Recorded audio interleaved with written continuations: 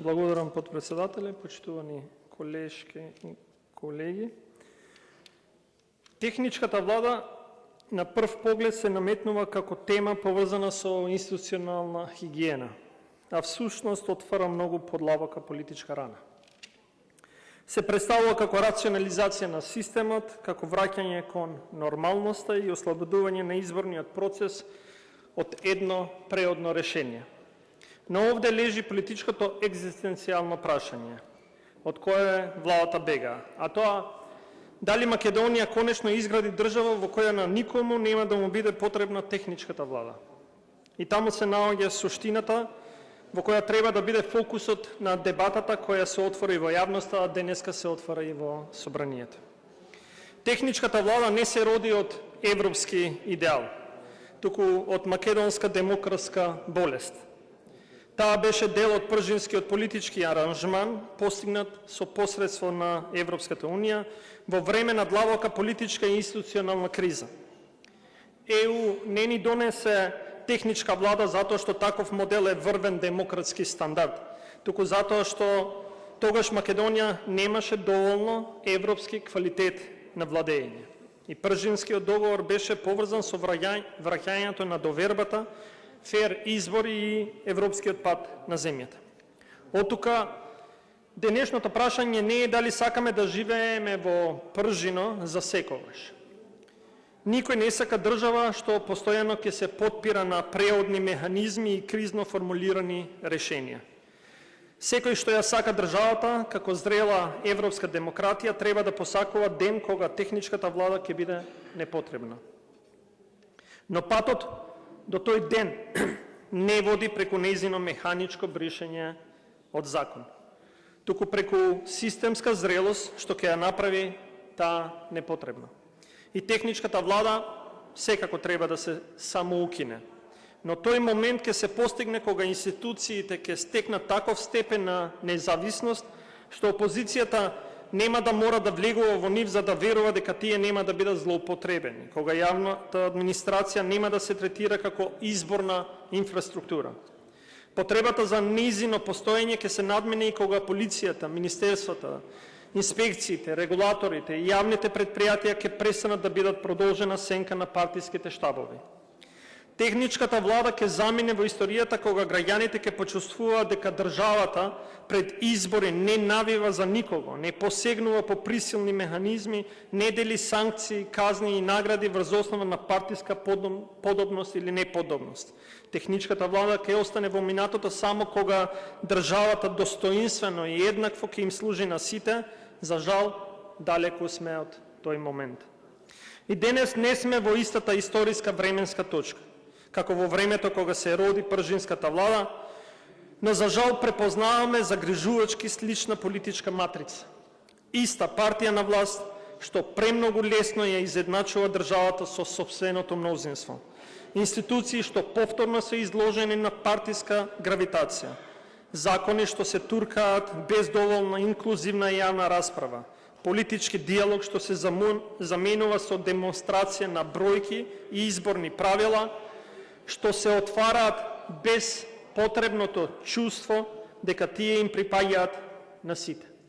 И токму од таква култура на владење се роди потребата од пржино, а не од љубов кон техничките влади, туку од страв дека редовните институции не можат да останат доволно неутрални кога власта ќе влезе во изборна трка.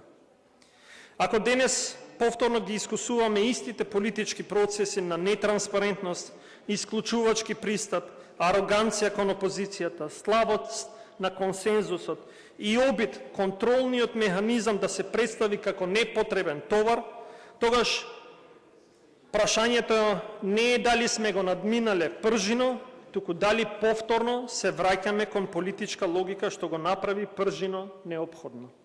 Историјата не се повторува секогаш со истите лица, но често се враќа со истите навики. За последните симптоми на системска неподготвеност за спроведување на демократски и фер изборни процеси зборува и ОПСЕ ОИДХР. од каде за локалните избори во 2025 година посочуваат дека одредбите за политичко рекламирање ги ставале во по-неповолна положба независните кандидати и непарламентарните партии. А транспарентноста на финансирањето за кампањата била погодена од системски и законски недостатоци. И ова е само еден симптом на посериозна политичка диагноза на нашата држава. Почитувани, во зрела демократија изборите не се случуваат само на гласачки ден. Им претходи процес кој произлегува од целокупната атмосфера во која граѓанинот ја формира својата волја. Слободата или неслободата на избор на граѓаните е последица на тоа што граѓаните гледаат во медиумите, начинот на кој комуницираат со институциите, на стравот или слободата кој ги чувствуваат на работните места. Гласот на изборниот ден е рефлексија на тоа дали власта има чувство за воздржаност или се однесува како државата да е нејзина изборна машина.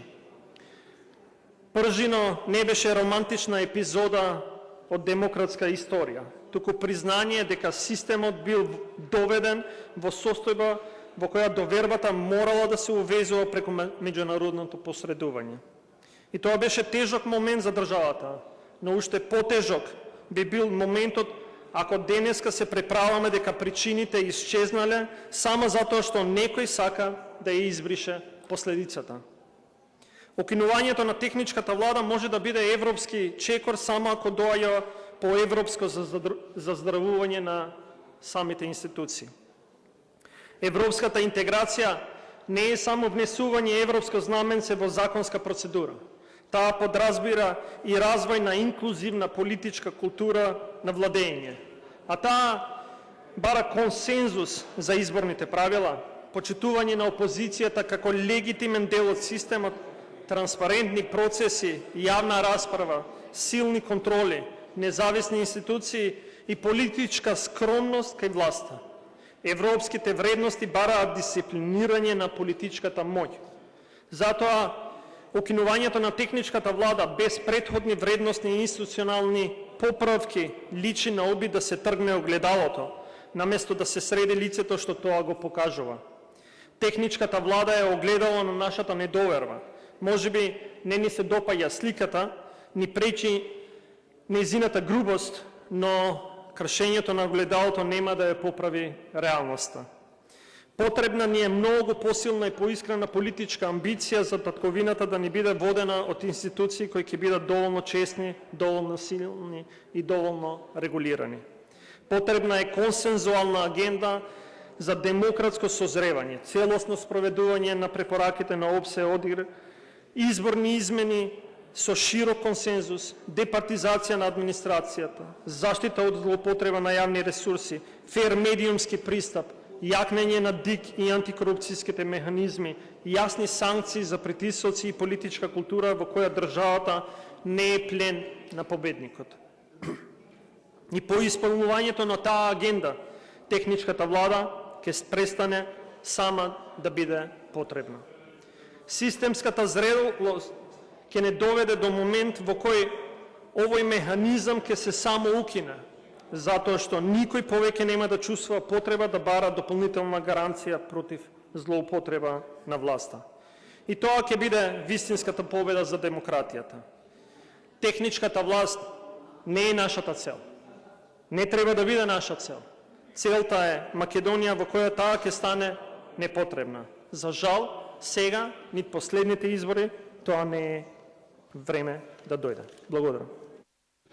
Благодарам. Реплика.